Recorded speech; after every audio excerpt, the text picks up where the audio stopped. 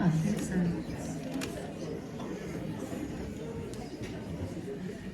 Well, good evening, ladies and gentlemen. So I'm Keith Donald. I'm the Vice President of the Tweeddale Society, and I'm standing in again for Brian, who's recovering from surgery. Great to see you this evening. Thank you so much for coming out. This is going to be a really, really, really enjoyable evening as we listen to Diane and see her presentations. This is our last of the 6 talks over this season. I'll say a little bit more after Diane's spoken about our AGM, which is coming up on Wednesday the 9th of April for members. So tonight I'm introducing Diane Bennett, who is standing in for Tony, who is at short notice is unavailable tonight. Diane is the project coordinator for the Tweed Valley Osprey project, and she's been up here since 2006 running the project. That's quite a long way removed from her original career as a primary school teacher. She then became a ranger in Warrington in Cheshire. She then became a coastal ranger in the Wirral, which is a very beautiful part of the northwest. And then in 2006 she came up to this area and has been running the Osprey project in all of its facets in this area. She's a very frequent video producer of the Ospreys, and I think we're going to see some of that tonight. But she's also writes for the local newspapers and does all of the social media. She's very experienced, very knowledgeable, and I'm sure, like me, we're going to have a great evening tonight. Thank you very much.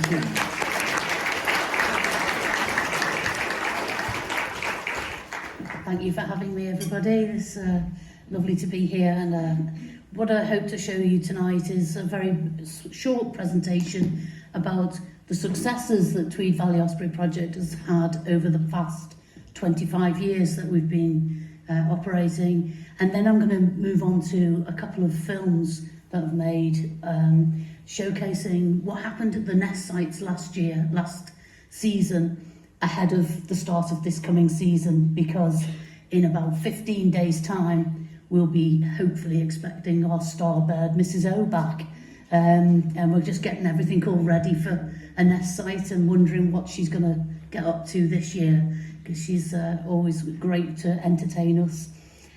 So I'll just get straight on ahead with the presentation to begin with. So for once, it's actually a conservation success story as opposed to a tale of woe, which often conservation stories are. Our first birds nested in the Tweed Valley in the summer of 1998, having been previously extinct in the area. And that was the very start of the Tweed Valley Osprey project.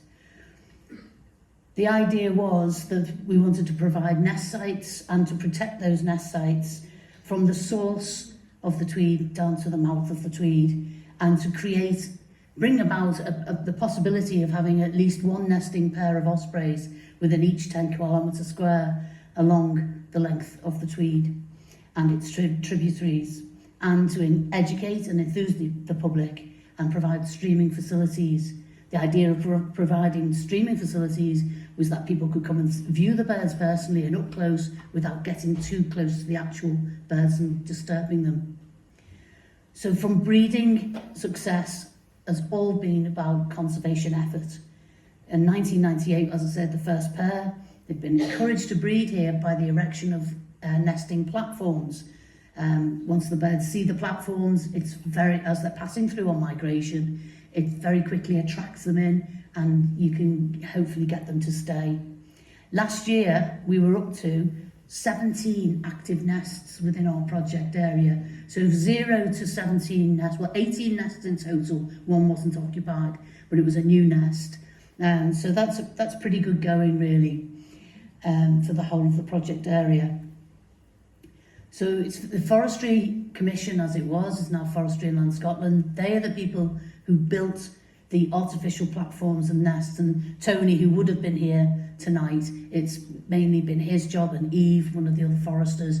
They do all the hard work out in the forest where I sit at the keyboard typing and making videos and things. But they get all the trees ready, prepare the platforms, and actually, you can see the height there, often 30 metres high, bringing those to the top of a topped Sitka spruce or suitable tree. They had many considerations to take before putting in the platforms. They looked at all the areas where the water bodies were, circled in blue, maps of the whole area, and then looking at 8-mile radiuses around those water bodies to look at suitable sites and the distance from those for different rivers and lochs, and whether it was tidal, estuary, or whether it was freshwater or still water and so on. What kind of fish was likely to be prey for the ospreys, wild sourced, or whether it was going to be fish farm stocks and so on. And then the longevity of the nest site, that if there was no point in putting up nesting platforms if a plantation forest was to be harvested in the next year or so. So it had to be plantations that were maintained and contained for a minimum of 10 years to make it viable. And then the next thing to consider was how much disturbance there was going to be, how much agriculture, farming, and forestry and recreation was near to the nest sites. So they were looking for quiet areas. Access is another thing that had to be considered because of for getting work done on the site, getting materials to site, climbing the sites in future to do any ringing or maintenance, and the landowner's permission for private sites, and the potential to find viewing, live viewing in remote areas with no electricity supply. So these were all the considerations made. And in terms of the birds, the aspect needed to be important. Ospreys do like a good view. They like a nice panoramic view. They want to see what's coming at them, what's coming behind them, what's around them, and they want to see other ospreys approaching as well. So right at the top of a tree, you'll never see them sort of halfway down a tree or anything like that. They like to be, quite pretty much near the top of the tree, and a good view right out across. This is what we call our main nest. I don't know if any of you read the articles in the Peeblesshire or on the Tweed Valley Osprey Facebook page, but we refer to two of our nest sites a lot as the main nest, Nest 1 and Nest 2, and then we have west of Peebles Nest, which is another one, but the two with the cameras are Nest 1 and Nest 2. Nest 1's the first one that we had with the camera site, and this on the picture on the left was when it was first put into the Scots pine. There it is, right at the top, about the size of a double bed on the top of a pine tree there. And you can see that it was all low little Sitka spruce all below it, and it commanded a great view right across the valley. The bottom picture on the right there was taken last year, and this is at the top of the nest, and you can see the Sitka spruce had grown up basically to the height of the nest, the top of the tree. So it had become quite crowded. So there's been a lot of renovation work gone on this spring to bring that site back into use, hopefully. So in the past 25 years, we've got 18 nest sites, 17 nests that were occupied. Of those, 14 sites raised 31 chicks last year, and that fledged from the area, and that meant altogether from the total project area since the project began, a minimum of 371 chicks have fledged from this area. This year rather, we will see that figure go into the 400 mark. So that's pretty good going, but it's not over. We're not awash with ospreys. We're going to have everyone perching at the end of your garden. They have a very high mortality rate, and we think probably only about a third of them survive to adulthood. The maps here show the source, the little red arrow on the left of the Tweed, and the mouth of the Tweed on the right. And the right map shows all the red blocks where we have now got occupied with ospreys nesting. So you don't see there's only a couple of blocks missing there along the length of the Tweed that haven't got nesting ospreys at the moment. And they have been nest sites that have failed. So we have pretty much achieved our aims. This is just a quick look at the productivity of the birds last year. And I've named a few of the sites. We haven't named all of them. On the left side there are ones that you might have seen referred to. Border Ospreys is the one down in Jedburgh that you might have been to visit. They had a camera there for a while. West of Peebles and Nest 2, and main Nest alternative site because Nest 1 was empty last year.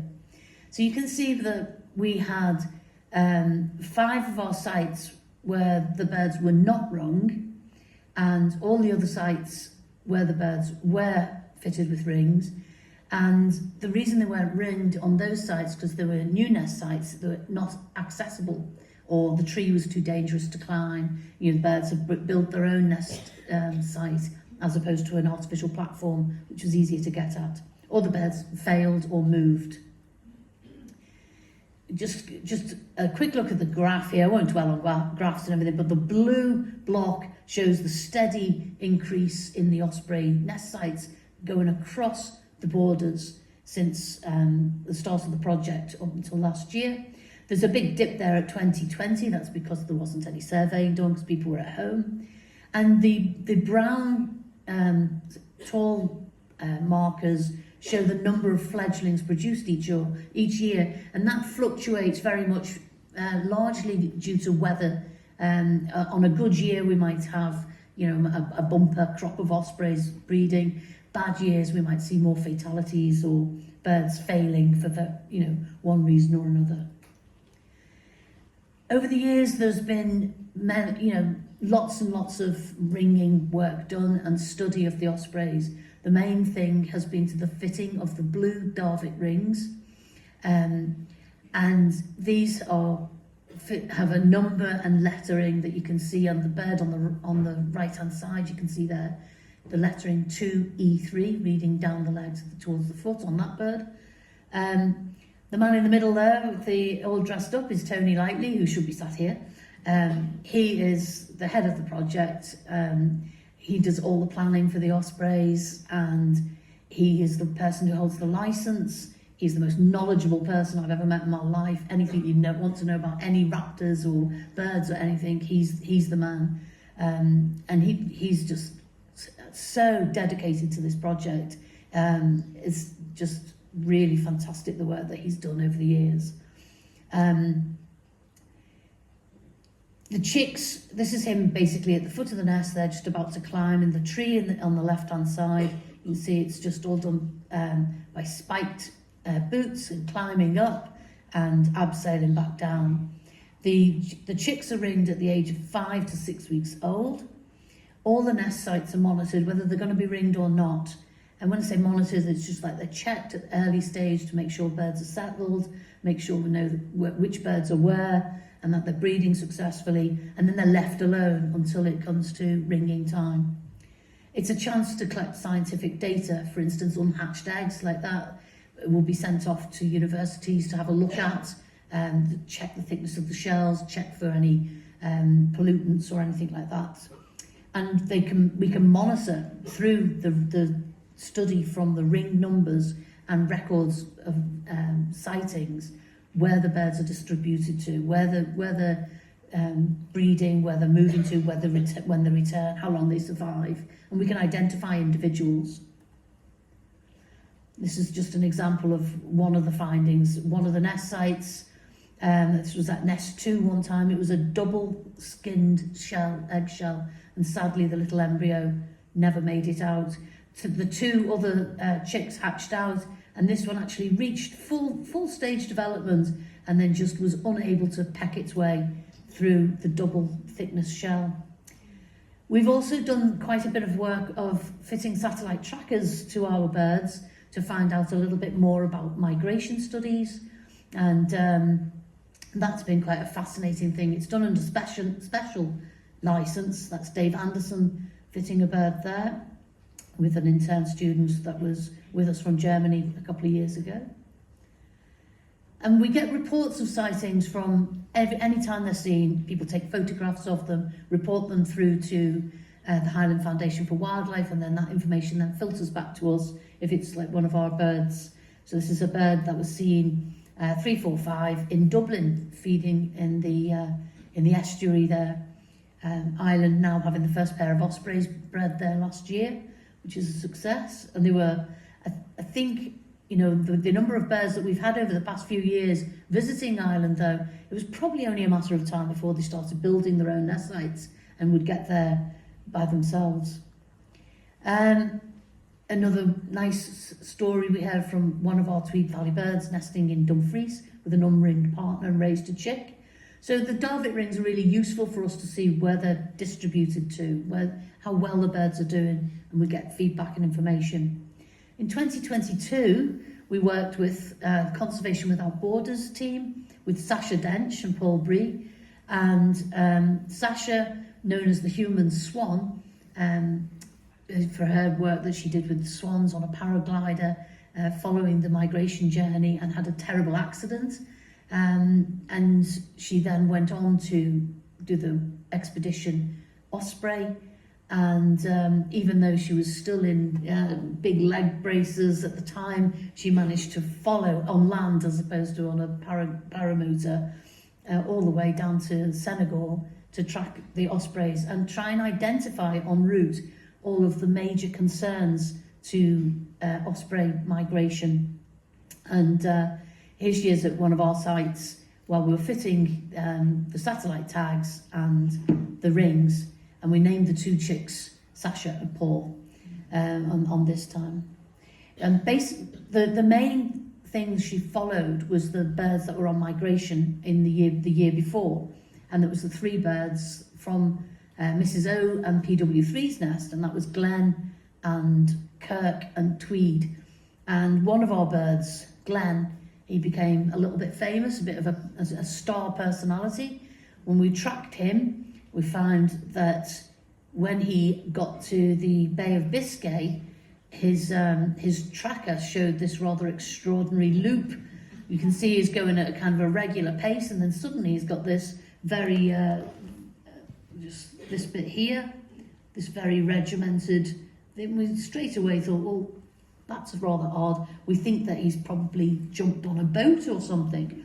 Anyway, Sasha got in touch with Vessel Finder, and sure enough, if you have a look, there's our osprey is in pink, and we've got the yellow arrow and the orange arrow is two different vessels.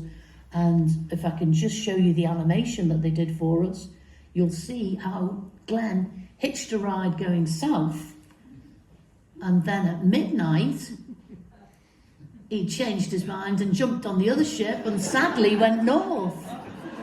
And then around about 8 a.m. in the morning he had to reorient himself and fly all the way back down to Spain.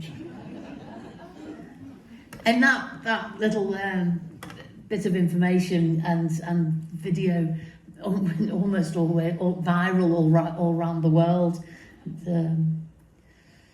Sadly, poor old Glenn didn't make it, and his fortunes led him to the Western Sahara. He lasted about 18 months. Both of his brothers also didn't make it. We lost Kirk in Ireland, and we lost Tweed in Portugal. Tweed was taken by a goshawk, and we know that because we were able to contact people who went to find his tracker and so on as well.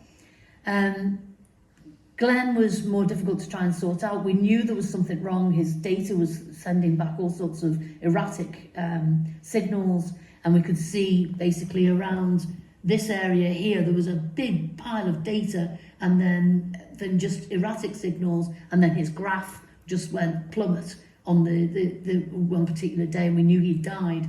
And then marking these, we could see that they were pylons. There were the positions of pylons going across, and then we could work out that we thought Glenn's body was around about here. And we actually managed to get somebody through Sasha, a Moroccan student who trekked 13 miles across the Saharan desert for us, 3 days, and found the carcass for us, because what we wanted was the absolute proof that Glenn had actually been electrocuted. We just needed that as important evidence, really. And that is shown. You see the talons, here he is on the desert floor, are blackened and they're bunched up. And that is absolute proof. And although it was very sad, it was good to have that proof for future, use for when we're looking at sort of threats to ospreys and so on. It's just a little video. One thing we've identified through the tracking of ospreys is the importance of the Atlantic flyway. This is all the data populated from just 1 year of migration of birds flying from Sweden and Norway and the United Kingdom. And you can see the very, very dense line here is where the majority of birds are going. And so if there are any concerns of any activities going on that are threats to them, these are the main areas where we would be concerned. But you can see birds. We had one of ours in southern Mali as well, and Mauritania, Morocco and Western Sahara. So the tracking altogether, we've done 20 birds we've tracked. None of them have survived. We've done this work since 2014. We're not going to do any further tracking now. We've decided that's enough. It's very expensive. We've been saddened that none of the birds have survived. We've had 2 that have been killed by overhead power lines. Western Sahara was Glen, and the other one was Dorset. Never even made it out the UK. Struck the power lines and had to be euthanized. We've had 3 natural killed by predation, 2 from goshawk, and 1 was a suspected eagle owl in Switzerland. 1 we think was possibly a collision with a train. That was in Scotland. That was a bird that was in Mali and came back after 2 years and sadly died in Scotland. 1 never made it out of the UK. It was emaciated and just died on its way to the vets. And then we've got 4 mysterious that basically the tracker just stops and there's just nothing further. And we just basically have no further information on that. And 9 of the birds just cannot be accounted for at all. So it's been fascinating, but not a great return for the money, really. This is just showing the satellite on the actual bird as it sits. You see, this is a tracker. This is FK8, probably our most successful track bird. We managed to track her for about 6 or 7 years, and she had, if you like, the Rolls Royce of trackers on, and it was really, really reliable, and it sent data back just about every minute of where she was. And we found out from her that she never went down to Gambia or Senegal. She migrated to Portugal every summer. And so that was really quite interesting to find that out. And the one thing that we'd always wanted to do with the tracking was to then get a second generation to see if she came back to breed, where would she breed, and then track her offspring. And she did come back. She came to Spinningdale and, she in near Dornoch, and she nested there, and the daughter that she produced in that first year when she nested was also fitted with a tracker, and we named her Doros for Dornoch Osprey.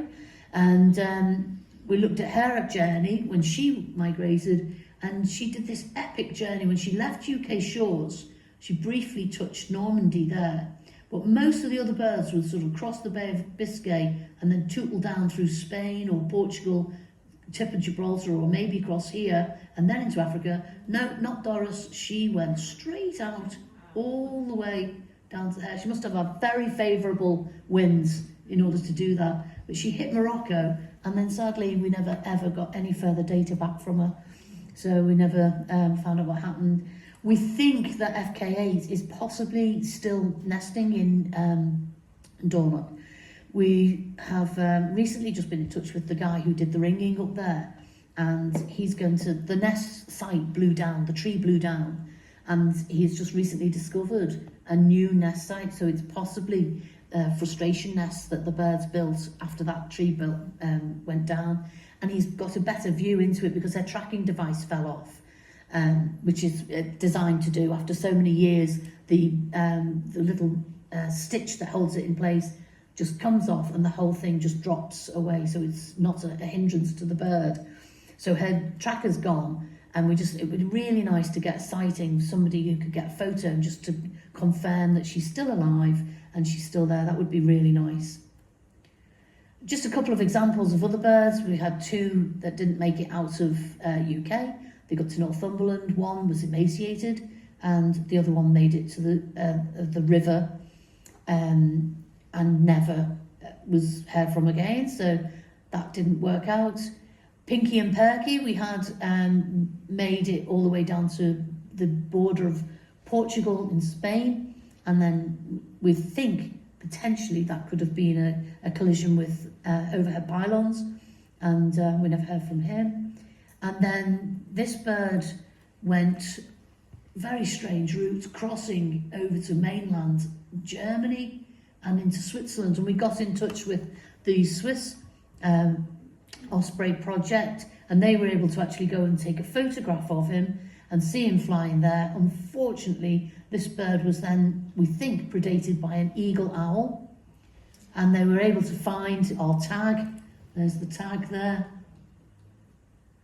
and obviously the feathers, you can see the feathers had all been bitten, so that's not the work of the eagle owl. We think the eagle owl probably killed it, and then a carnivorous fox or something like that nature has bitten the carcass and eaten it.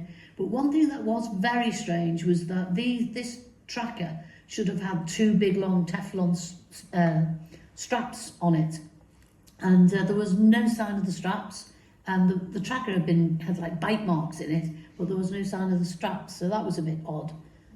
We didn't know why. So another bird we had was CK4, and he came back, an 11-year-old, got caught in the fishery and injured, went off for 3 weeks to be rehabilitated. We fitted him with a tracker to find out where his nest site was, because we knew he was a seasoned bird in the area. He went back to his nest site, and obviously his missus decided he'd been absent for 3 weeks and she wouldn't let him back. And she'd managed to do a very good job by herself, because she was only 100 metres away from a stocked fish pond. And so she wouldn't let him back. So he took off and migrated early, went all the way down to the south coast of England, and for some reason turned back. And he turned back and flew into Wales, and sadly stopped on this hillside just outside of Salem in Wales. And we lost him there, and we were convinced, obviously, he died there on the hillside, but we couldn't recover his body. So the tracking, yeah, it gives us lots of information. Not all of it is happy, obviously, but at least we can find out what's happening. Without that, you can sort of get, a bit sort of casual and think, oh, we're producing all these ospreys every year and they're absolutely fine and doing wonderful. And once they leave us, we don't care. But we do. And so we find out that, once they do leave us, that's really when the hardship begins. And so the need for the conservation efforts remains very strongly. In 2023, we got brand new cameras on our 2 nest sites, and we're very proud of those. And this is nest 2, and I'll just quickly show you this. Let me see, is it animated? Yeah, there you go. Nest 2 in 2023, lovely settled nest with the lovely pair, FKO, a Peebles-born bird, and he's from a nest in 2014 when he hatched. And this is his wife at the time, his partner, and she's not ringed. We named her Camilla because it fitted in with that year and the King's coronation and so on. So Camilla and FKO, lovely settled pair, and they raised their little chicks, the 2 chicks that year, which was Sasha and Paul. And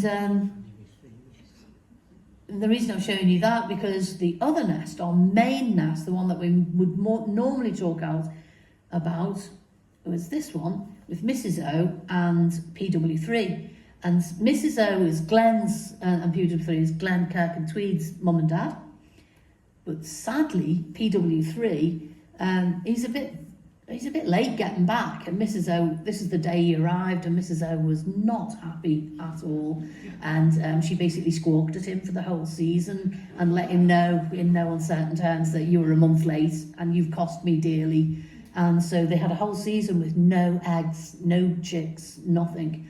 And because of that, Mrs. O took things into her own talons, as it were, and caused a right old upset last year. And they'll focus on that when we come to the films. So it's just to set the scene, really, as to what Mrs. O did. And you've got to love Mrs. O, really, to be honest, because you might think she's a nasty piece of work.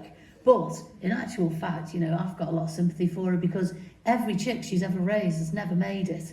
And apart from last year's chicks, we don't know what's happened to them because they're not tracked. So it's probably quite a good thing, really. We don't know. But hopefully she'll be back in 15 days' time, fingers crossed, and we'll see what she gets up to. The project itself is not just all about ospreys. It's a very much people-driven, and it's about the people, the community, and the ospreys. We wouldn't have a project if it wasn't linked to the community. We have to have lots of volunteers who engage with the public to keep people on side. Not everyone loves birds of prey, you know, and there's no point in doing all this conservation work if everyone hates the bird, what you're trying to conserve. So very much you need to get the public on side, and our osprey volunteers are a vital part of the project.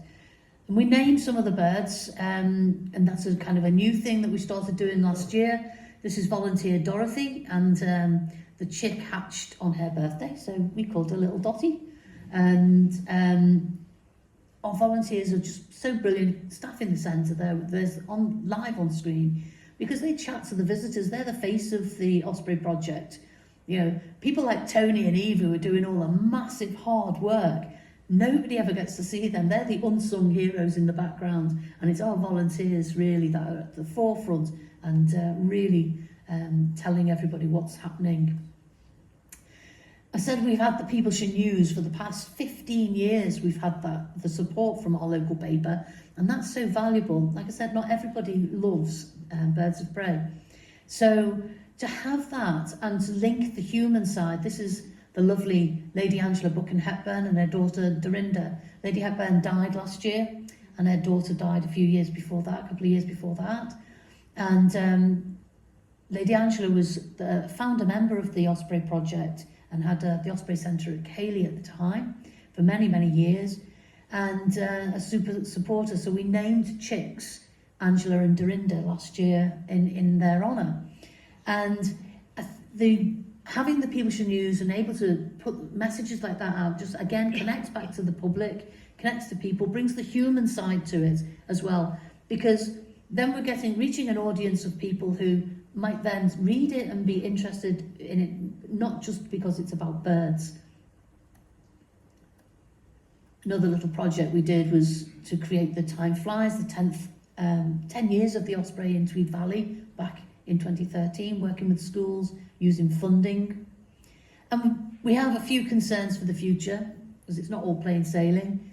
And one of the biggest, newest concerns is disturbance by photographers. So there seems to be all of a sudden an explosion of amateur photographers who have great interest in getting lovely photographs, but they don't know about looking at the law first to find out what they can and can't do in terms of protected species.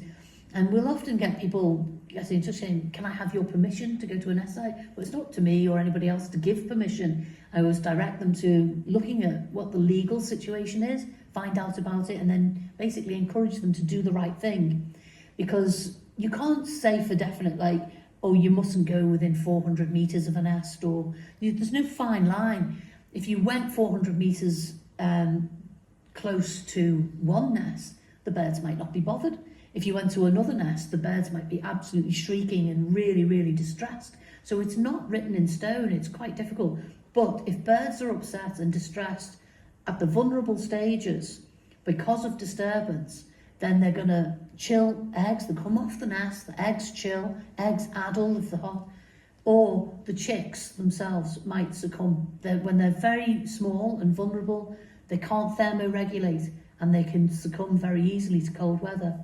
And so we have, you know, a number of occasions where photographers are just really getting a bit close, and they don't think they're doing any harm. They're not being, you know, mean to the birds. They genuinely don't think they're doing any harm, but it's the knock-on, the cumulative effect of a whole stream of different people coming along and photographing the birds, and they're getting, just, you know, pushed off the nest every few minutes, and this is what happens to them, and then eventually they just give up.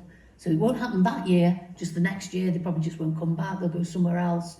And that's what we want to try and avoid, and educate people to think, yeah, if you've found a nest and if you've seen one, then, you know, do the right thing, keep back and try not to get too close. Don't disturb those birds. And if they're calling and alarm calling, then you know they've seen you.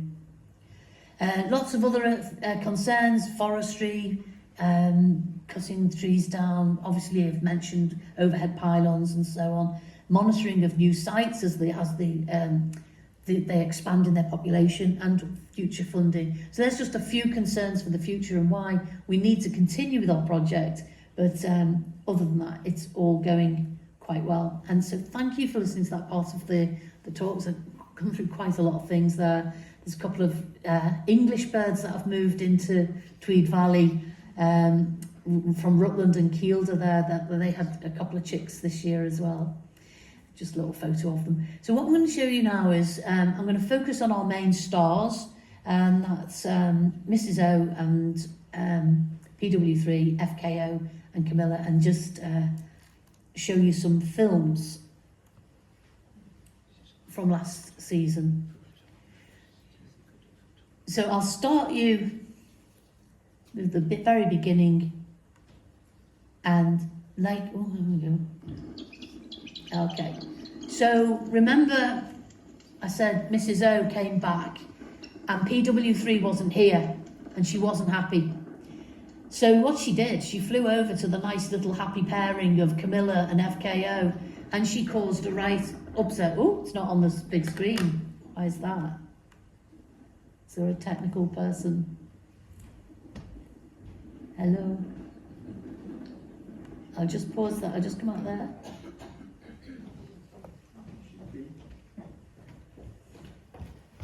Sorry, that's... So that was... I just clicked on those two.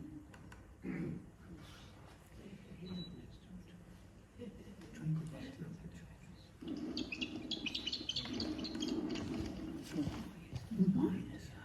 You don't know? Det vill jag säga. Sure.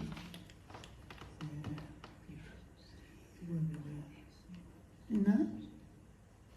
Display settings?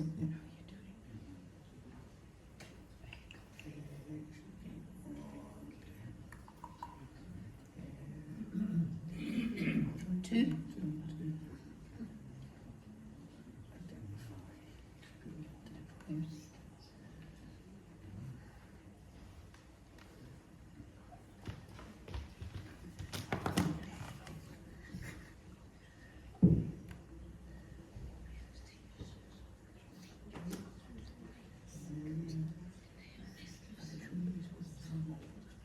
Yeah.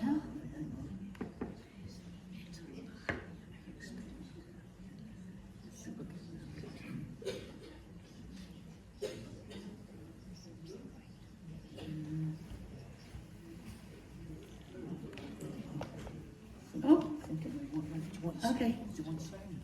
Yes, please. Can I X that now, yeah? I'll just, here we go. Yay, that's working.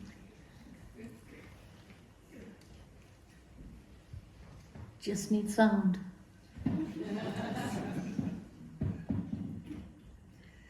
So this is Mrs. O, that's her absolute worst, or should I say best. And she's just moved in. That's FKO at the front, and that's Camilla at the back, thinking, who is this on my nest with my man? And Mrs. O was one very, very determined bird. She wasn't going to miss out again, not another season sitting looking at PW3 and twiddling her talons, no way. So in actual fact, PW3 is the brother of FKO. 2 years difference, but same parents. We think they both came from the same nest, just outside of the people's area. And it's lovely to have the two male birds back in the area breeding that have actually been raised here. So some of them survive, obviously. But Mrs. O, this was fascinating behaviour because we'd never seen a bird take over another bird's territory before. We know it happens, but we've never actually seen the behaviour. Okay.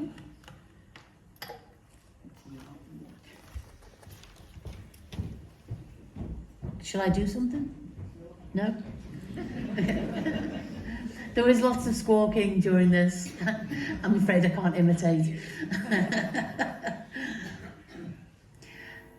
Mrs. O had some great moves. She had the wing slap. This was a new one on me. In all the years I've watched Ospreys, I've never seen the wing slap before. But she was absolutely determined that she was going to take over this nest. Poor Camilla had already mated with FKO. She must have been about ready to lay an egg. PW3 was still sunning himself in France, obviously, at the time. Hadn't bothered himself to get back to our shores yet. Camilla took it all in her stride, though. It's quite fascinating to think that it's a level of aggression, but nobody gets hurt. It's like handbags, really. They're just kind of a little push and a little shove and a little slap, and then fly around the air a little bit with one flying higher than the other, and just lots of posturing, lots of really hard staring at each other. But eventually, poor old Camilla just got driven away, and the triumphant Mrs. O took over, and FKO just didn't, he had nothing to do with it at all. He was like, you fight it out amongst yourselves, ladies, and I'll just wait for you. And so here we are, the nest now. This is triumphant Mrs. O sitting at the nest site. You can see that now there's a few more bits of sticks been coming in, so we know this is starting to become home. This is an artificial site, and it was just some bales of sticks put up, and then as they settle in and make it their home, they start bringing in more and more material.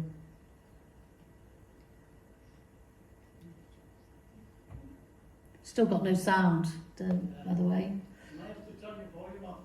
It's on full, I think. Let's see. Yeah. Ooh.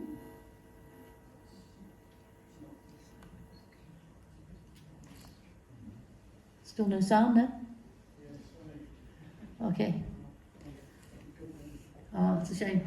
Never mind. I'll just chat over it.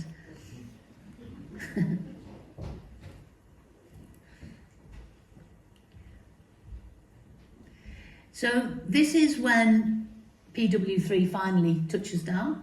He finally arrived on the 16th of April. Where's my missus? This is my nest. He's been absent that long that the nest has actually got a lawn growing on top of it. And his missus is with his brother, 7 miles up the valley, having caused divorce and upset. And he cuts a lonely figure. They're like Mr. Lonesome Bachelor Boy. He's been dumped, very much so. Anyway, things worked out okay for him because he went up the hill, found himself a girl from Kielder, and had a nest up there. And they were the two chicks that we named Angela and Dorinda. So all worked out well for him in the end. But what's fascinating this year, this nest site has just been renovated. So this tree has been felled because it's dead. And they've cut all those other trees back and put in a new platform. So what will Mrs. O do when she comes back? Will she go there, or will she go to the other nest 2 with FKO? And where's Camilla? You know, so it's going to be an exciting spring. It really is. New nest site, plus the nest PW3 built with his Kielder bird, completely blown out in storm. Eowyn, was it? Oh, do you see that there? That was a red kite just flying past. So another rare species.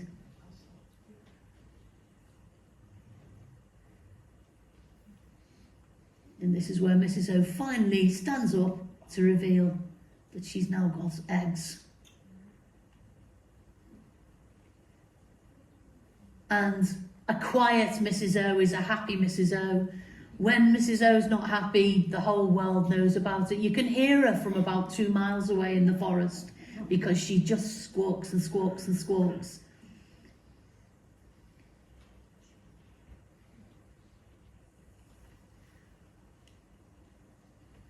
And finally, the clutch is complete. 3 eggs, and the season is set. And the whole of the season now, PW3 has to do all, sorry, PW3, FKO has to do all the work of finding and providing fish.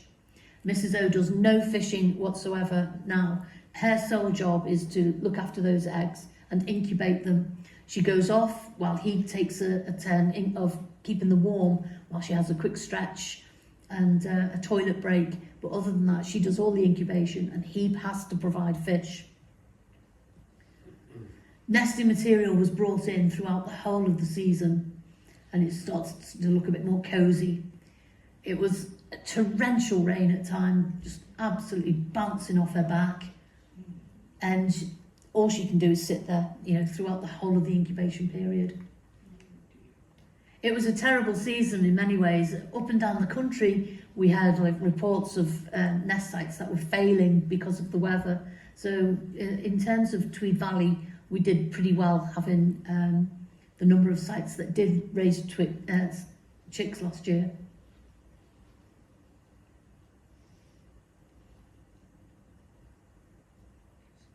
If you see here, you see just moving along.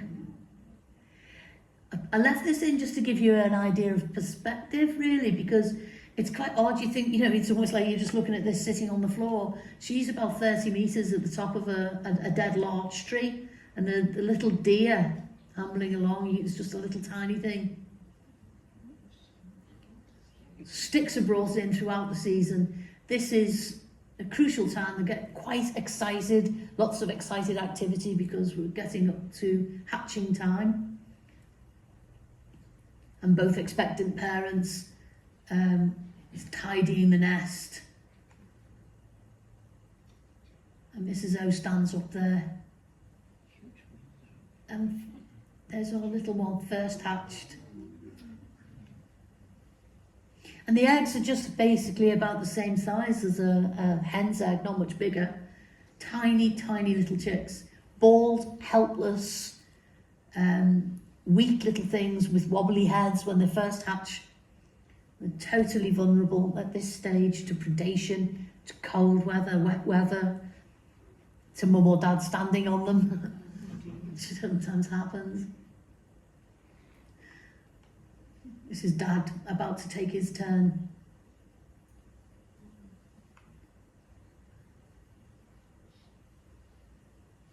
It's a shame that we haven't got the sound because right from the get-go you could tell that these chicks were Mrs. O's because they all had very good lungs and really lovely vocals, and they managed to keep that up throughout the season.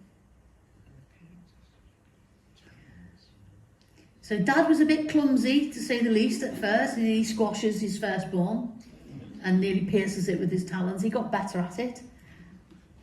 So he just has to keep them warm when she goes off and has a quick feed, stretch of her wings.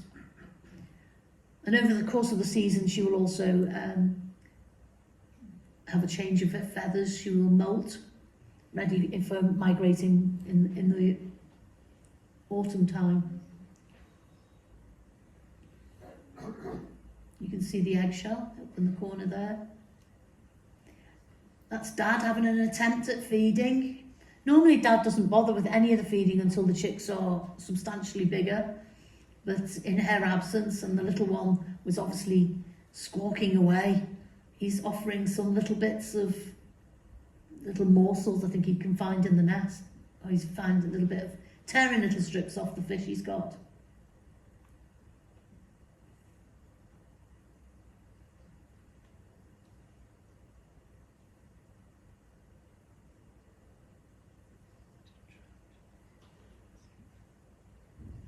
Most of the season he was bringing in trout. Last year he was bringing in quite a few grayling, but we didn't see any grayling last year.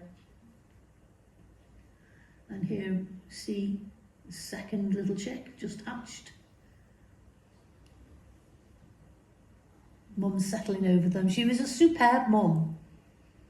She always has been, and it's just she gets very, very distressed if she misses out on a season of not being able to raise any young.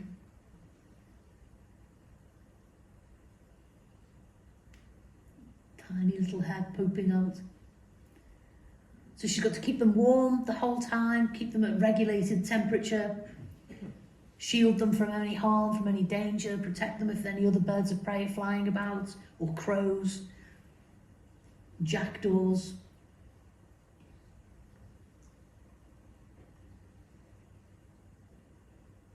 There you go. Removes the eggshell. So we had the two chicks that actually hatched out on the same day, and then it was 5 days later when the third little chick hatched, and that makes a substantial difference in size because those chicks have had 5 days of full protein feeding in order to grow incredibly fast. So you can see chick number 3 is much smaller than the 2 that hatched 5 days earlier. And this little one, we worried about for pretty much the whole season because there was weather was so bad and there was a limited amount of fish coming in. We really didn't think they were going to survive, and it was always the 2 biggest chicks that were getting fed, and the little one was just looking the wrong way, wandering around the nest, never seemed to be in the queue, never in the lineup to be fed. And we really didn't think she would survive, but incredibly she did, and there was just obviously enough fish that she fed the 2 strongest first, and then the little one would get a feed.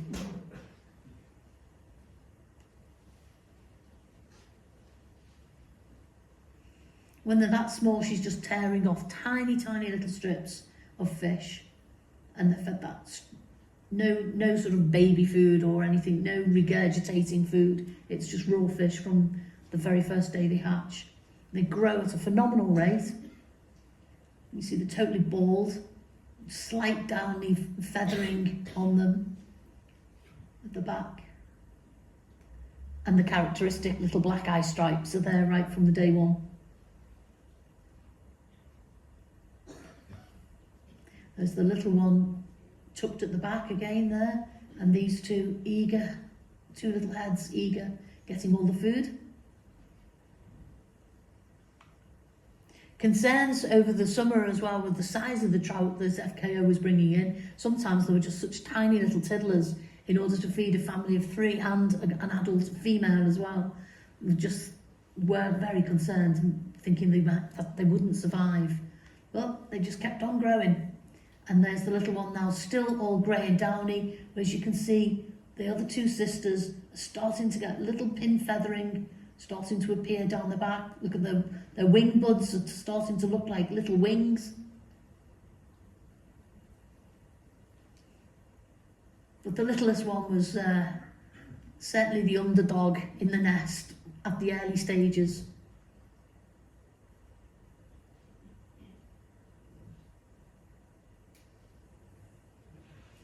The FKO there has just brought in a full fish with the head on it, and that was quite telling as well, because usually when times are bountiful, Dad will fish, stop off, eat the head himself, so he's getting some sustenance, and then he will deliver a dead fish, the head already gone, which is less threatening to his family because the musculature movement of the fish flapping about the nest can easily flip a chick out of the nest or damage it. So often, particularly at this young stage, it's dead fish that are brought in.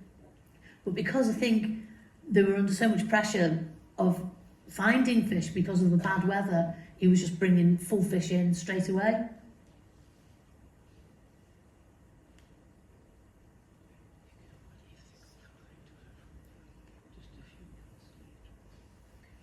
There's the littlest one again in the middle. The little one became named Dottie. So you see more about Dottie. She comes into her own in the next little clip.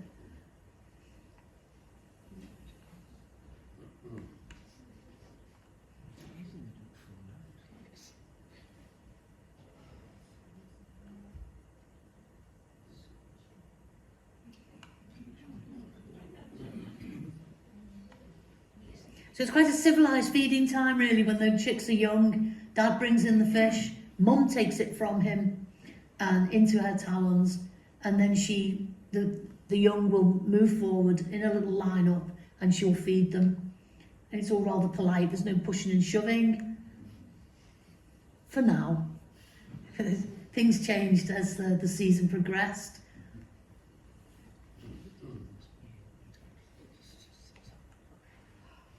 So again, the littlest one there, last to be fed, didn't even bother getting in the line-up in the end because it knew there was no point, it wasn't going to get anything until right at the very end.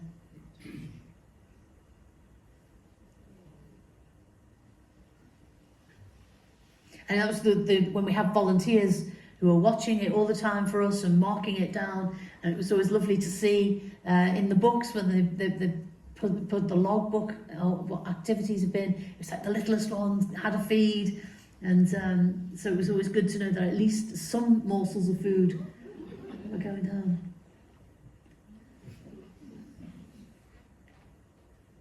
Oops, sorry Mum. The other two very politely aimed out of the nest, but no, not Dottie.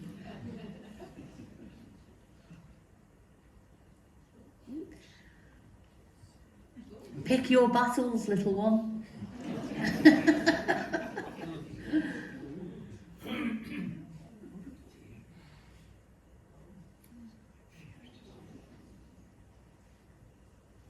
That's some brutal pecking. She's such a feisty, for such a small, undersized chick in the nest. She was so feisty. Luckily no harm was done, no injuries, just a little bit of sibling rivalry.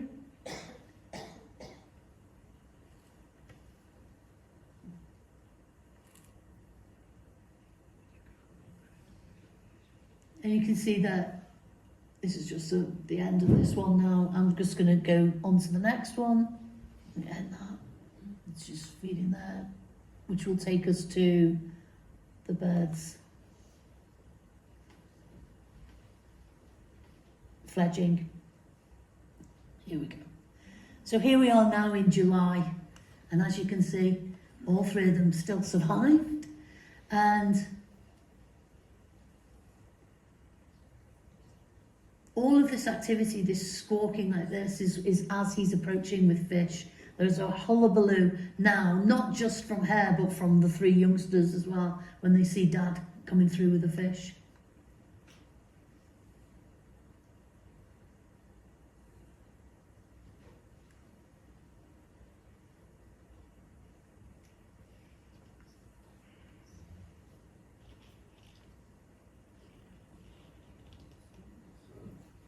As the chicks grew to this size, feeding time got less and less polite.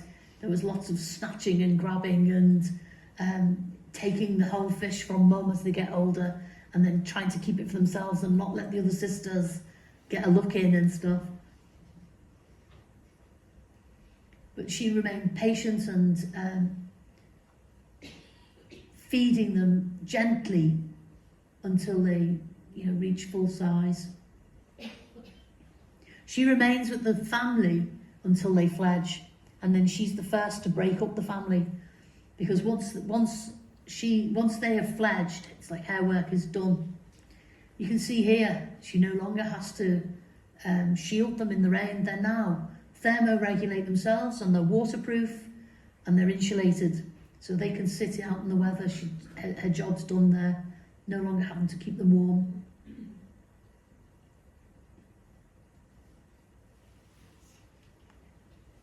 Dad stays back behind with the youngsters after she leaves and breaks up the family, and he does the finishing school and keeps feeding them until they've fledged and left the nest and don't come back. He's usually the last to leave.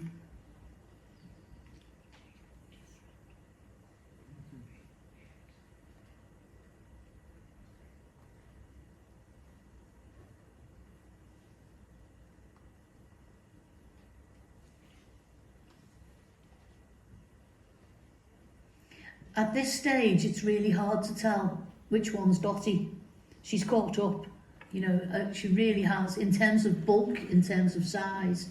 But when we get to the ringing, which the next bit will come up, you can still see her feathering is still slightly less developed than the other two. So this is Eve Schulter from Forestry in Land Scotland. She's the forester that climbs the tree and has to get these feisty youngsters, one at a time, into the bag and lower them down onto the forest floor, where we can then have the leg rings fitted. Remember, we didn't track the birds this year, no trackers were fitted.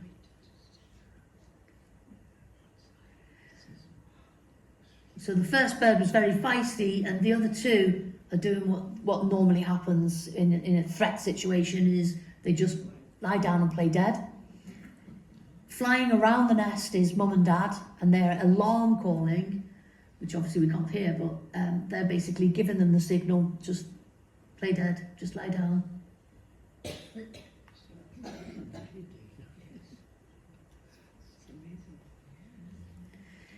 Gives you an idea of the size of that nest as well. It's like you can't get that perspective when you're just looking at the birds. You don't appreciate what size they are until you actually see a human next to it. And Eve is like 30 foot up in the air there. This one doesn't want to go. Clinging on. The huge talons.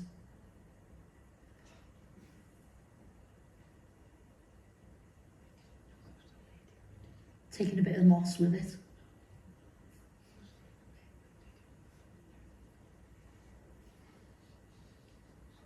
And the final one just to take down.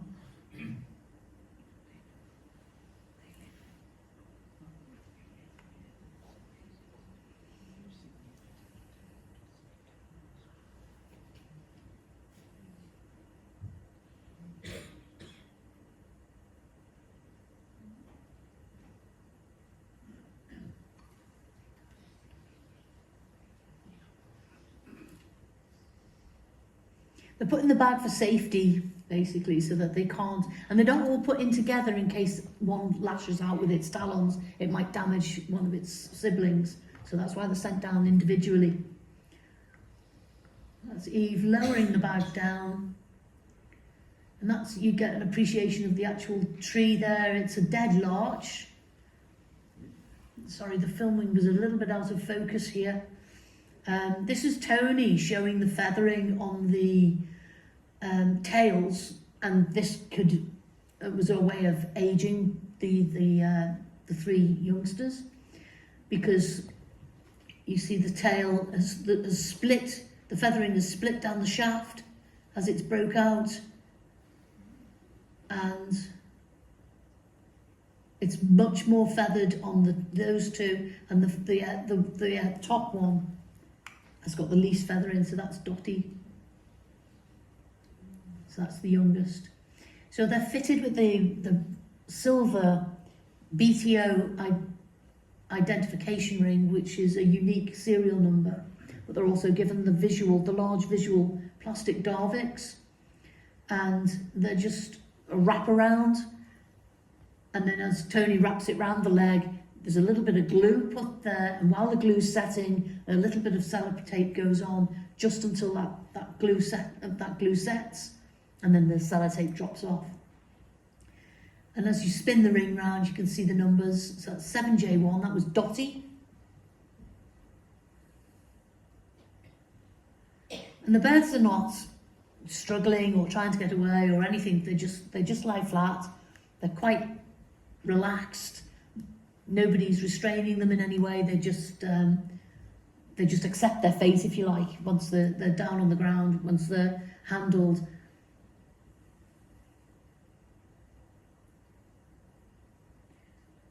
And that was Edith, 7J3, and the other little one we named Bonnie. And they were named after one of our volunteers' mum was Edith, and Bonnie was a little granddaughter of one of the other volunteers. So this is Tony explaining about the feet and the talons. He's showing the talons there, and they're a full band all the way around. There's no groove in the back. It's like a fishing hook, and basically only one of those is needed to hook a fish. You can literally just with one of those talons can hook the fish and pluck it out the water. There's also little spicules on the underside of the feet here, and they act almost like a Velcro. They hold the fish so the fish, when it's wriggling, can't get away. But once they latch onto a fish, they really have got it stuck. And that's the three. They're all found to be females, so the three Mrs. O's daughters, 3 little Mrs. O's in the making, all as vocal as her. You see this big sleeve that's been put on to the larch. That was to deter the pine marten. The end of the previous season, right at the end after they'd migrated, we had a pine marten running around the nest, scent marking. We thought like, oh, we do not want them getting on the nest and killing the youngsters. So that sleeve prevented them gaining any perches to climb up the tree. While Eve was up there, she was up there sometime while Tony's doing all the processing down on the bottom, putting the rings on. And so Mum and Dad are flying around. You can see them just flying around and above Eve's head.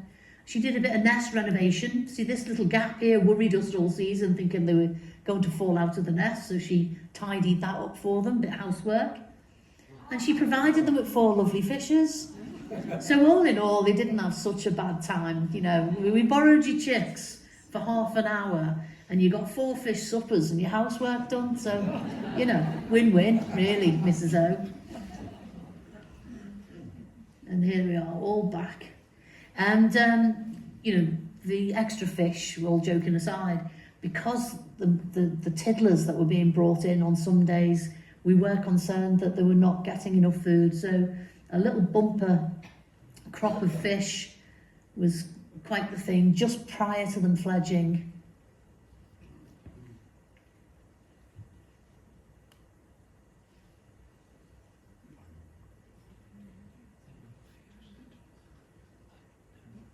Here comes Mum. And she wasn't rightly bothered that her chicks had been out of the nest. She just come straight in and was like, well, I'll have that. She must have been starving though, really. She has been just feeding them all the time and not really taking much herself.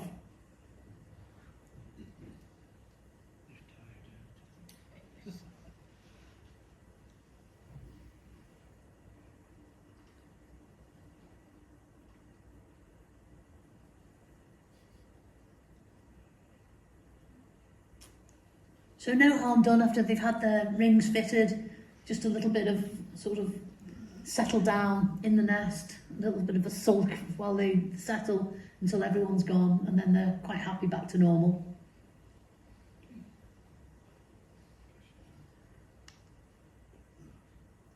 This is Mrs. O with their 3 youngsters, and I think by this time now all 3 of them are fledged and coming and going quite happily from the nest. And this is when they all sort of started turning into yobbos, to be honest. All the polite dinner time antics went out the window, and it suddenly turned into a bit of a bun fight once Dad brought the fish in. There's a right hullabaloo when he's coming in with fish. It's a shame we can't hear it, but...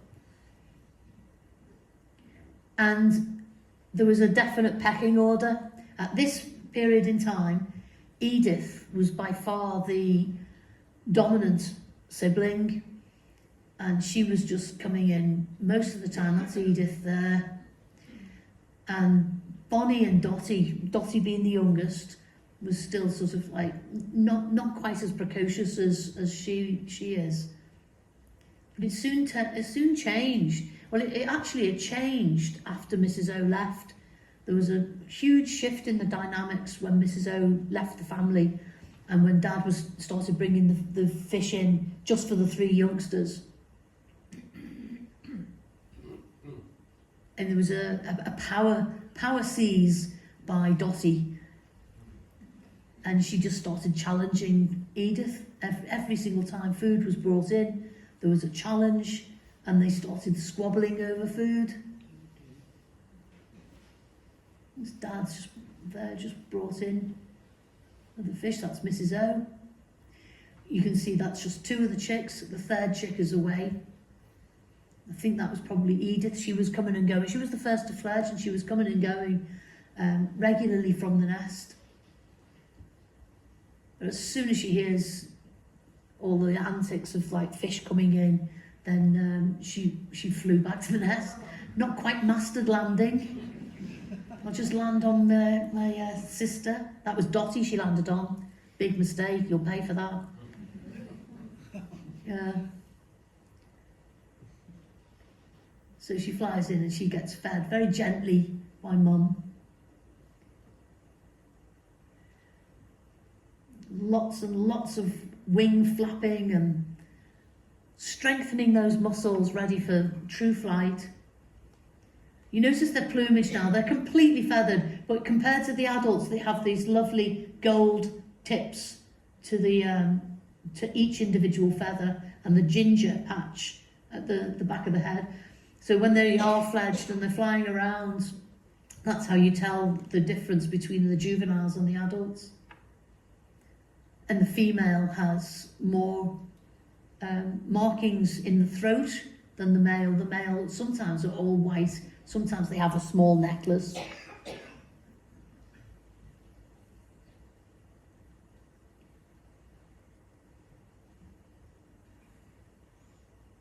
There's one flying away. That was probably, not sure if it was Edith, who just flew off to the side there. You can see there's a lot more colouring in her chest compared to his.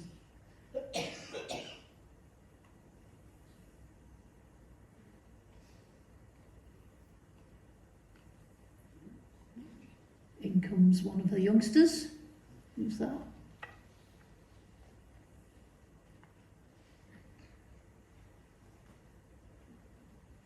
And now you can see the youngsters are handling the fish by themselves. So Mum's not having to feed them. The whole prey can come in and they can handle it. But whether they can hold on to it is another matter. They've got to try and not let one of their sisters steal it from them.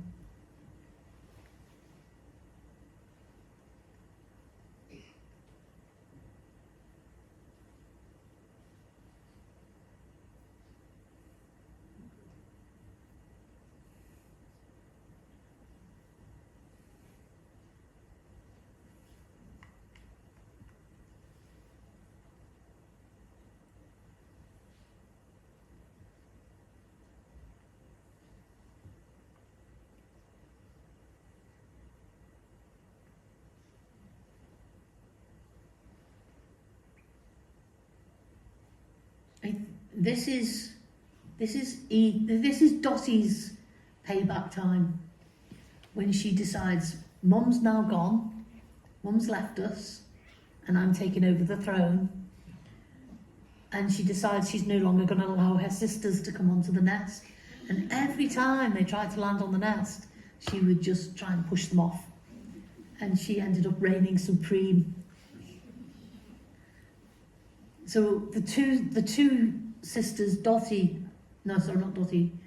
Edith and Bonnie, eventually just got pushed out of the nest completely, and we didn't see them again. So they probably just got so fed up, they've just left on migration, and we've just got to hope that they did well. They were well fed. There's plenty of ponds in the area. They probably followed Dad around, see where he was fishing. So hopefully they did okay. And then Dottie had Dad all to herself to just bring all the fish in to give to her.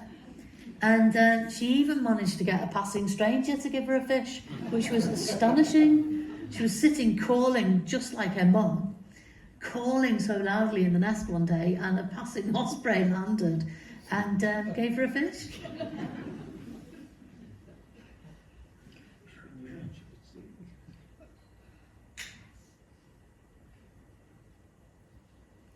That's Dottie there.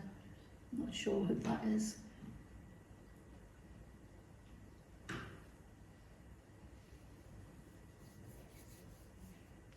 I think it's Edith, actually.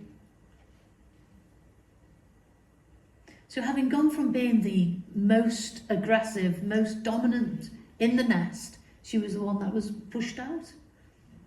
And the little tiny Dottie became the overall winner, basically. That was it, pushed out of the nest again. And that's it. That was the end of last season. So obviously the 3 young birds made their way in the world, not tracked. We don't know what will happen. Fingers crossed, at least one of them might survive, because it's kind of 1 in 3 we reckon is probably the survival rate. Sometimes we have bumpy years where we hear of 3 birds have survived, which is, it's pretty good going. But now we just wait with excitement and see what's Mrs. O going to do. Is she going to come back? She's going to go to the newly renovated penthouse that is Nest 1 and try and hook up with PW3 if he gets himself back in time? Or will she go straight to Nest 2? And where's Camilla? Is Camilla going to try and come back and try and take over her old nest? And will the Kielder bird come back? And will she go on that nest with PW3 because their own nest blew out? So it'll be quite exciting times. So I do hope you'll continue to follow them. We'll be putting up little snippets and little films, clips on Facebook throughout the season. And also, obviously, come into Glentrest, you'll see them live, and you can follow what's happening with the families in the Peopleshire News also. So that's it. I hope you enjoyed it, and thank you very much.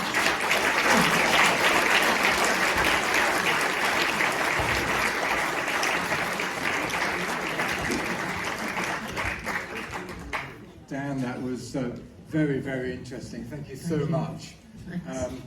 Really interesting for me as somebody who lives in a village not far from Glentress. Absolutely fascinating to see the local population. As always happens here, we've got some time for questions for Diane. There's been great positive energy in the auditorium tonight, so I'm sure that's going to generate a few questions. So could you just, as usual, please put your hand up and wait for the mic to arrive.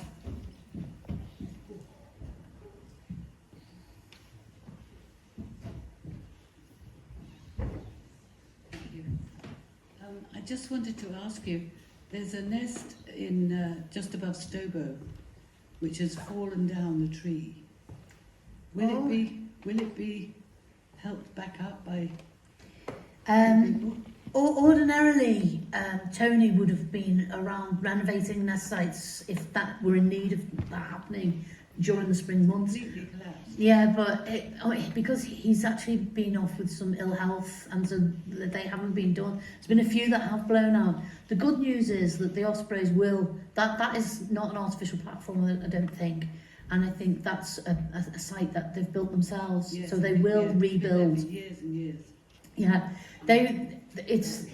if it's where I think it is, it's the mum and dad of the 2 boys that you've been looking at on screen here. Yeah. And so they're well-established pair. They should come back and rebuild it up themselves. Yes. Because, it's a luxury that they come back and they have a platform ready-made for them. But if they're established and well-connected to a site, that they're well able to build up again. But if this one has fallen right down the tree, Right. It's Yeah. devastating. Devastating. Aye. Just one thing I might add as well is, you notice I never ever give out the nest locations, and that's just for security of the birds, just because of the problems that I said earlier on about like people getting a bit too close, photography. It's not that we want to be secretive or like, oh, there are birds and we don't want to share them. It's just to try and give them the best possible chance. There's more people that know about where sites are. There's more traffic of people going to look at them. So that's why we tend to try and not give out the locations. Okay. Any further? One at the back.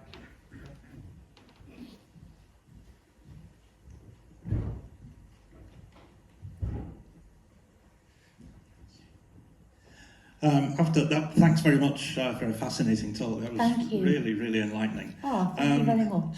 But when poor Edith and Bonnie were evicted by that bully, Dottie, Oh, you've got to love her then. would they be able to fend for themselves? Would they be able to catch fish, or is that Yeah. at a later stage? Yeah, because there's no fixed term really. We've had birds that have like fledged 2 days and then just gone, so, and then you've had others that have hung on, and you're just like, oh, when are they going to go? Poor dad, he's had enough.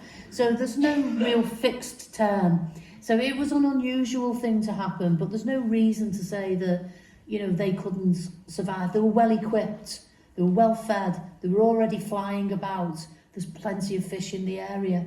They may have just migrated and then they will start fishing once they get further down the line. I doubt they'll have hung about in the area, not with an aggressive sister around.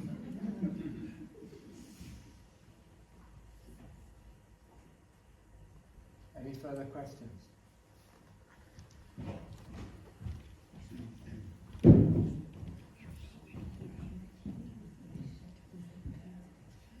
Thank you very much for your presentation. Thank you.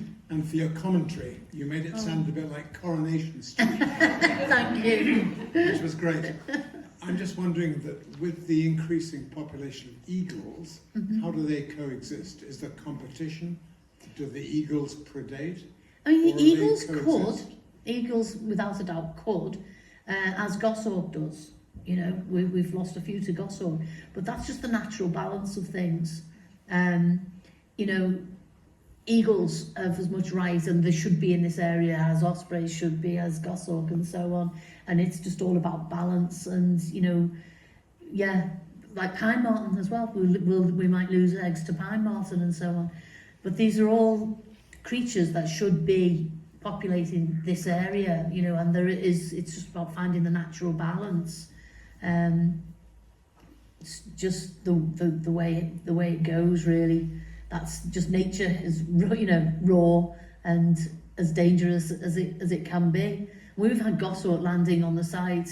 We lost Sasha to a goshawk. The two chicks that we'd ringed and satellite tagged, named after Sasha and Paul from Conservation Without Borders. 2 days after Sasha fledged, we just got the data showing that she was only about 100 metres along the edge of the pine plantation, and there was just nothing coming back. And so a team from Forestry and Land Scotland went out and extensively searched the area, and they couldn't find the corpse because there was a lot of windblown pine, so it had obviously fallen right down, or the bird had been taken away and eaten by the goshawk. But they just found a few plucked feathers, just enough to sort of say, well, this is probably what has happened. And we knew goshawk had nested further down. So that was, that's predation is just something that goes. And we can try and prevent it with things like pine marten, like putting the sleeves so that they can't climb up, making sure we cut back trees so that they can't climb along the branches and jump across. So you do best you can. But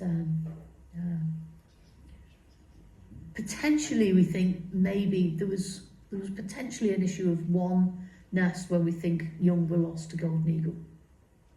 Not confirmed, but a local farmer had seen something which we thought maybe, possibly, but you've just got to roll with that. But the ospreys themselves are only interested in fish. Yeah. So they don't eat other birds. No, nothing at all, just fish. Any Yeah. further questions? Here we are.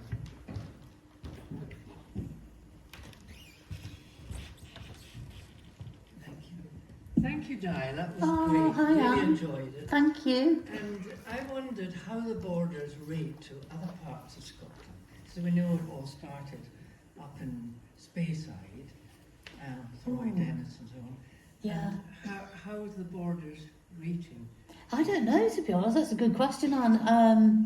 And we were certainly doing very well. And the expanding population is very encouraging. But areas such as like Loch Garten have had a few really bad years. Loch of the Lowes have taken a hit a couple of years, haven't they, as well, when they lost one of their birds there. I think they lost their male last year as well, didn't they? But it was found to be natural causes. So, you know, I think in terms of population, we're doing really well, but also further north is a thriving population as well. But not all of them are on cameras, so or are tracked. So, you know, it's hard to get an overall count of how many are And actually they don't all there. have a die. Pardon? They don't all have a die, Bennett. Thanks so much. Oh, thanks, Anne. Thank you very much. Any further questions? Thank you very much for a very interesting presentation. Thank you. You've kind of personalised this now with the films you showed, to the extent that we're almost looking something like what's happening next in EastEnders. Will there be an ability to look into the reports, the weekly reports, as you go through June and into July, on whether the sites that you outlined are actually being, again, occupied by the pairs or the mixture of which you spoke? Yeah, do you mean other sites besides Nest 1 and 2 with the cameras on? Yes. Yeah. When I do the roundup in the newspaper, if we've got any news from the other sites, I always make sure that that's included as well. And then towards the end of the season, once they've done all of the ringing and they've gone around all the sites and monitored them, I do an annual summary so that everyone knows which birds were, because we've got some really interesting pairings. We've got a Rutland bird paired with an unringed osprey down the south of Borders. Unfortunately, they were in a tree that they picked themselves, and they're not very good at picking their own trees. It's much better when Tony does it and puts a platform up, I can tell you. This tree was pretty unsuitable. It was completely dead and dangerous and likely to fall down. But not only that, it stuck out like a sore thumb, and it was very obvious. It was actually causing a problem with people parking all along the grass verge, and it's likely to cause an accident. And then people were going into the farmer's field, getting too close. Disturbance factor was a real issue at this site, and so that tree's actually been felled over the winter because there was so much pressure on the birds. It was only a matter of time for them moving anyway, and the tree was going to collapse. We would have lost them. So we report back on things like that. There's another couple of birds. We've got the Kielder bird pairing, so 2 English birds there, and they've produced young. We've got also birds of our own that are nesting in Kielder. We've got 330 who nested in Kielder for the first year. That was from west of Peebles Nest site. So all of this information, I don't just write about just those pair. Any information about Tweed Valley birds and their connections anywhere, or sightings overseas, or sightings anywhere at all go into the news reports, and you get to hear them. And I put photographs of the chicks from all the other nests as well when they're ringed, and we named some of the other chicks as well, because the west of Peebles nest, the young there, that's a very successful nest as well. Don't tend to talk about it too much, because it's another one that's been a little bit over-discovered and is having a little bit too much pressure with photographers. When we went to ringing, we actually discovered a photographer at the site. We had a chat with that person, managed to recruit him as a volunteer, which was marvellous. But what we were trying to do is just try and ease that pressure off the birds. The more people that find and get in too close, like I say, they'll abandon. They'll tolerate it that season because they're invested. But if they just get fed up, they'll move. And that was a site that Tony's actually really put a good platform in for them. And those pairing is an unringed male that's been named Oscar, and the female is FS2, and she's from Loch Arkaig. And they've been really successful raising young each year, and we named the chicks from that nest site last year, and it was I couldn't remember, it's Alice and Teddy, April, and Adrian. That's right. The voice, I recognise the voice, but I can't see you. Hiya, Stuart. Thank you. Stuart to the rescue. Yeah, so, so we do name all the other chicks as well on known sites.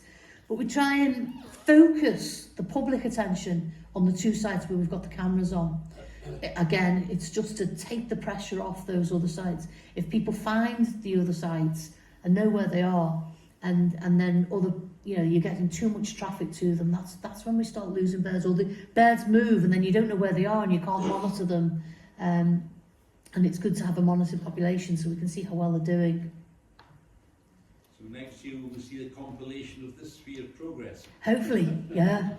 Hopefully, it'll be PW3 and 429 from Kielder go on to this new nest one. That's what I'm hoping for. This is the big hope. We'll go onto that nest site for nest 1. And the reason I want them there is because obviously their nest is blown out now, so it'd be good. But that's the best camera. It's got pan zoom and tilts, and it's got a super duper microphone. Sorry, you didn't appreciate that tonight, but you just had me rabbiting on.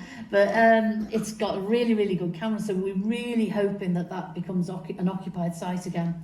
It was the first time last year that site hadn't been occupied in 25 years. So it was a real shame, but now it's all attractive again. Any ospreys passing by will see that platform and will, come and investigate at any rate. And we really, really hope that Mrs. O goes to nest 2 and stays with FKO, because it was a successful partnering. And I forgot to mention, actually, wow, Mrs. O's always had a thing for FKO long before she split up the happy family, because originally she was with Whiteleg SS, and then Whiteleg SS died and she ended up going with PW3 in 2020. But before that, when SS was still alive, she was actually photographed and seen on the nest site with FKO back in 2029, I think, 2019. So she's always flitted between nests. And we even had a picture of her on the West of Peebles nest, because Tony put a little stealth camera on there to try and find out who the birds were coming at the start of the season. And he says to me, "Oh, it's an unringed bird on the West of Peebles nest this year." And I said, "Oh, no, it's not." I said, "It's FS2. We've seen photos at ringing." He said, "Well, I got a photo on the stealth camera, and when I looked at it, I went, that's not just an unringed bird." I was like, "That's Mrs. O." So she obviously comes back really early and checks out all the competition and all the nests. It's like, which throne will be mine this season, So she is just the gift that keeps on giving in terms of ospreys and personality, and what will she do next? Well, thank you very, very much. I'm actually just going to exercise my own authority tonight. I'm going to ask the last question. So, I live in a village outside Peebles. I'm sure everybody in the auditorium is well aware of the logging that's been going on in the last 4 months. I think the truck drivers drive like maniacs. I feel that I'm quite lucky to be alive sometimes. The logging seems to be indiscriminate to me, but are certain areas protected by Forestry and Land Scotland because of the ospreys or the eagles or other raptors? Yeah, we've got the so Tony and Eve are on the environment team for Forestry and Land Scotland, and they do what's called coop checks, and they basically will go in and locate where all things like badger sets are and ospreys, any goshawk sites and so on, eagle sites. and then they will operate exclusion zones, and they will then put into place where operations can and cannot go ahead. Great. Well, that's Yeah. a relief. Thank you Yeah. very much. It's just one of the other pressures, you know, there's pressures of recreation, there's pressures from the logging, and changes in logging as well. There's more a move now, I think, towards more commercial forestry and getting the job done and making profit, as opposed to being more recreational value of forests. So there are big changes coming, I think. So I don't think we've taken away all the threats there. It is a concern. And of course, we've got forest lodges, holiday lodges now in Glenchess as well. So thank you very much indeed, Diane. What a really, really great evening. Really appreciate it.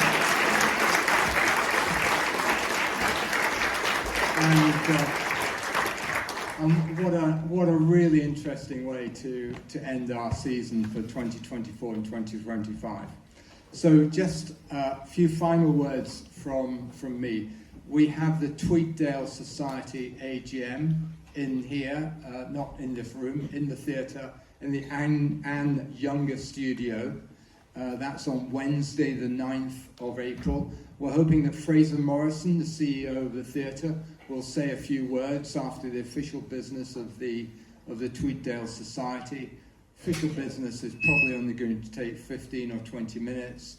Fraser will say a few words, and then there'll be a buffet supper afterwards. And obviously all members are invited to that, and all potential members, I think, are invited to that as well. So you're all invited. So thank you very much. Look forward to seeing you, as many as possible, on the 9th of April. If not, see you on the 2nd Tuesday of October of this year for our new season. Thank you very much, very much.